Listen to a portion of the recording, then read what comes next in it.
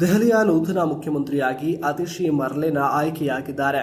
ಮಂಗಳವಾರ ಬೆಳಿಗ್ಗೆ ದೆಹಲಿಯ ಅರವಿಂದ್ ಕೇಜ್ರಿವಾಲ್ ಅವರ ಮನೆಯಲ್ಲಿ ನಡೆದ ಶಾಸಕಾಂಗ ಪಕ್ಷದ ಸಭೆಯಲ್ಲಿ ಈ ನಿರ್ಧಾರವನ್ನು ತೆಗೆದುಕೊಳ್ಳಲಾಗಿದೆ. ಅತಿಶಿ ಅವರ ಅಫಿಡವಿಟ್ ಪ್ರಕಾರ ಆಕೆಯ ಆಸ್ತಿಯ ಮೌಲ್ಯ 1.41 ಕೋಟಿ ರು ಆಗಿದೆ. ಆಕೆಯ ಅಫಿಡವಿಟ್ ಪ್ರಕಾರ ಆಕೆಯ ಆಸ್ತಿಯ ಒಟ್ಟು ಮೌಲ್ಯವು 1,20,12,824 ರು ಆಗಿದ್ರೆ ಆಕೆಯ ಆಸ್ತಿಗಳ ಒಟ್ಟು ಮೊತ್ತವು 1,25,12,823 ರು ಆಗಿದೆ.